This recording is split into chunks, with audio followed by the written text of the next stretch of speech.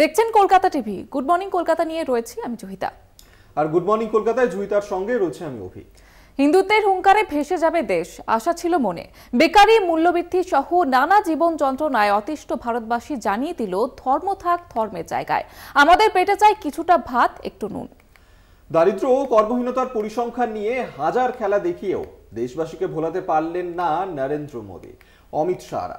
আর তাই এবারের ভোটে প্রবল শক্তিতে সামনে এলো, পেটে খাবার চাই, হাতে কাজ চাই। গত এক দশক ধরে দেশে চলেছে এক অদ্ভুত পরিস্থিতি। একদিকে আদানি আম্বানিদের সম্পদ বেড়েছে রকেট গতিতে, অন্যদিকে আরও গরিবীর অতলে তলিয়ে গিয়েছে সাধারণ মানুষ। বছর কয়েক আগে কেন্দ্রীয় রিপোর্টেই ছিল ভারতের কর্মহীনতা সর্বকালীন রেকর্ড করেছে। তৎপরতার সঙ্গে সে রিপোর্ট চেপে দেয় কেন্দ্র। রিপোর্ট হাফিজ হতে পারে, মানুষের সঙ্গে মানুষের কথা বন্ধ করবে কি করে? বেকারি ছাড়াও তো রয়েছে আরও কত কথা। গত দশকে শ্রমিক কর্মচারীদের প্রকৃত আয় ক্রমাগত কমেছে। একদিকে আয় কমেছে, অন্যদিকে বাড়ছে দাম। পরিসংখ্যানের খেলা স্তব্ধ হয়ে যায় বাজারে যাওয়া গরিব মানুষের অসহায়তায়। যখন দেশবাসীর এহেন অবস্থা, তখনই মন্দিরের নামে খরচ হচ্ছে কোটি কোটি টাকা। বিজেপির ক্ষমতাসীনরা দু হাতে কামিয়েছেন টাকা, তাদের সম্পদের বহর রোজই বাড়ছে। এতদিন মুখ বুজে সব সয়েছেন মানুষ। আমজনতা ভেবেছিল কিছু করবে কেন্দ্রীয় সরকার, কিন্তু ভাষণ ছাড়া পাওয়া যায়নি কিছুই। নিজের সরকারের কাজের ফিরিস্তি আর 400 পার করার কল্পকাহিনী দিয়ে নরেন্দ্র মোদী শুরু করেছিলেন ভোট প্রচার। প্রথম দফায় ভোট কম পড়তেই শুরু হয় হৃদকম্প। প্রচারের ভাষা পুরো বদলে যায়। একতরফা সাম্প্রদায়িক উস্কানি দিতে থাকে বিজেপি নেতারা। খোদ প্রধানমন্ত্রীর মুখে হিন্দু মুসলিম বিরোধ বাঁধাবার কথা শুনে স্তম্ভিত হয়ে যান ভারতবাসী। নীরবে তাই ভোট কেন্দ্রে গিয়েছেন তারা, জবাব দিয়েছেন ব্যালটে। 2024-এর লোকসভার রায় আরও একবার জানিয়ে দিল, ভারতীয় জনতা মিথ্যা ধর্মীয় প্রচারে ভুলবেন না। এদেশের জনতা দেশকে হিন্দু রাষ্ট্র করতে দেবে না। এবারে লোকসভা ভোটের রায় সেই শপথেরই প্রতিধ্বনি। কলকাতা টিভি। রাম হাতিয়ারেও অযোধ্যায় বিজেপির ভরাটুপি। বিজেপির খুঁটি উপড়ে উত্তরপ্রদেশের ফৈজাবাদ লোকসভা কেন্দ্রে জয়ী সমাজবাদী পার্টি। জয়ী অবধেশ প্রসাদ, পরাজিত বিজেপির লালু সিং। 24-এর লোকসভায় ফ্লপ বিজেপির ধর্ম হাতিয়ার।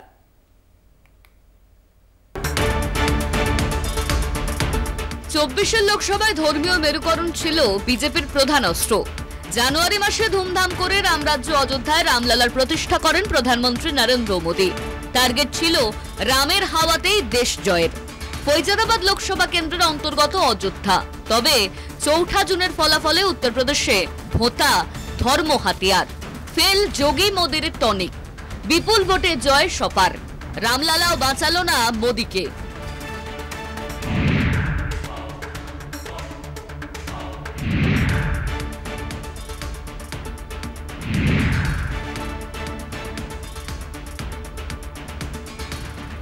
হিন্দু ভাবাবেগে শান দিয়ে দেশজুড়ে প্রচারে ঝড় তোলে বিজেপি, কিন্তু সেই অযোধ্যা ঘাঁটিতেই মুখ থুবড়ে পড়ল মোদী। বিজেপির জেতা আসনেও হার। উত্তরপ্রদেশে ফৈজাদাবাদ লোকসভা কেন্দ্রে হার বিজেপি প্রার্থী লাল্লু সিং এর। জয়ী সমাজবাদী পার্টির নোয়াবারের বিধায়ক অবধেশ প্রসাদ।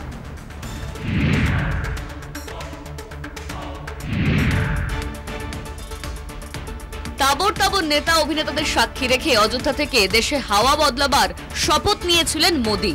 তবে ইন্ডিয়া জোটের দমকা হাওয়ায় সেই অযোধ্যাতেই উপড়ে গেল বিজেপির খুঁটি। কলকাতা টিভি। দীর্ঘ 10 বছর পরে আবার জোট সরকারের পথে ভারত। চলতি লোকসভা ভোটে বিজেপির মিলছে না ম্যাজিক সংখ্যা।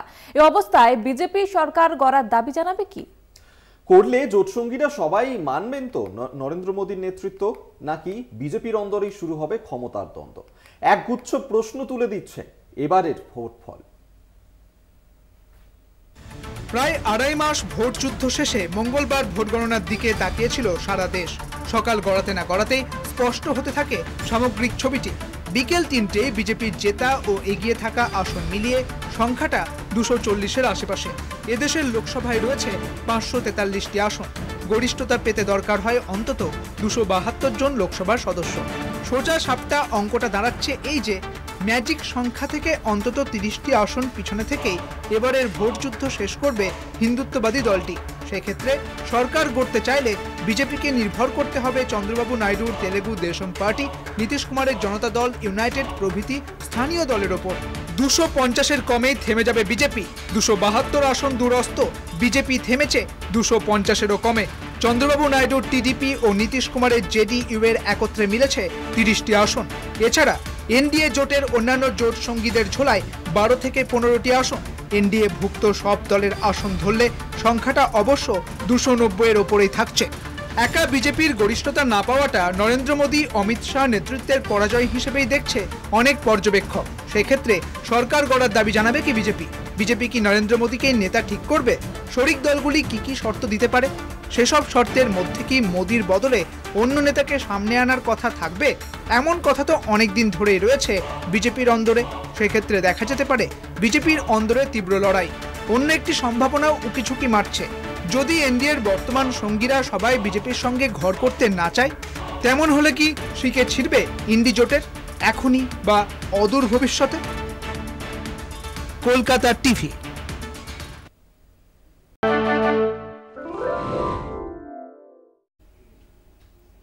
ফিরলাম বিরতির পর। রাহুলের ভারত জোড়ো যাত্রার ফসল তুলল কংগ্রেস। গতবারের থেকে বাড়ল আসন। গত লোকসভা ভোটের থেকে প্রায় দ্বিগুণ হয়ে গিয়েছে কংগ্রেসের আসন সংখ্যা। গতবার কংগ্রেসের আসন সংখ্যা ছিল 52, এবার রাত পর্যন্ত নির্বাচন কমিশনের তথ্য অনুযায়ী কংগ্রেসের প্রাপ্ত আসন 98। প্রধানমন্ত্রী নরেন্দ্র মোদী থেকে শুরু করে বিজেপির তাবর নেতামন্ত্রীরা তাকে পাপ্পু বলে কটাক্ষ করতে লাগে। ইদানিং প্রধানমন্ত্রী নির্বাচনী প্রচারে তাকে শাহিনশাহ বলে ডাকতে শুরু করেছেন। তার এবং বিজেপির আক্রমণের একমাত্র লক্ষ্য সেই শাহিনশাহ। তাতে অবশ্য দম্বার পাত্র নন কংগ্রেস নেতা রাহুল গান্ধী। বিজেপির একতরফা আক্রমণের মুখে দাঁড়িয়ে কোনো কটু কথা না বলে তিনি তার লক্ষ্যে অবিচল থেকেছেন। মোদী তার সম্পর্কে অনেক মিথ্যা কথা বলেছেন। সেই সবের তোয়াক্কা না করে রাহুল লোকসভা ভোটে দলকে নেতৃত্ব দিয়েছেন, তার ফসলও ঘরে তুলেছেন। প্রচারে নেমে মোদী সহ বিজেপির নেতারা রাহুল সম্পর্কে কি না বলেছেন। মোদী এমনও বলেছেন শাহিনশাহ বিদেশ থেকে এক্সরে মেশিন এনেছেন, সেই মেশিন দিয়ে হিন্দুদের সম্পত্তি পরীক্ষা করা হবে, তারপর তা বিলিয়ে দেওয়া হবে কংগ্রেসের ভোট ব্যাংক অর্থাৎ সংখ্যালঘু সম্প্রদায়কে। শুধু তাই নয়, কংগ্রেস ক্ষমতায় এলে হিন্দুদের গলার মঙ্গলসূত্র পর্যন্ত কেড়ে নেওয়া হবে, ওবিসিদের সম্পত্তি কেড়ে নিয়ে সংখ্যালঘুদের দিয়ে দেওয়া হবে।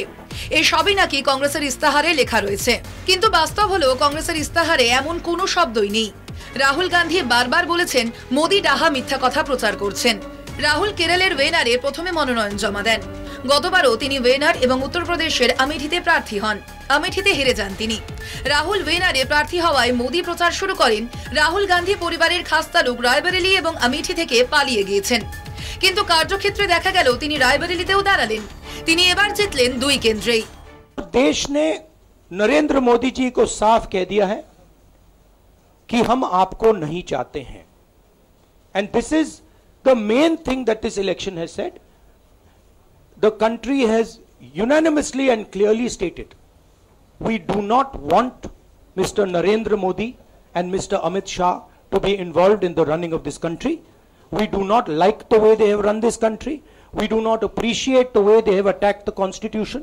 We do not appreciate the way they have run this country for the last 10 years. So that is a huge message to Mr. Narendra Modi. तो 18वीं लोकसभा के चुनाव में हम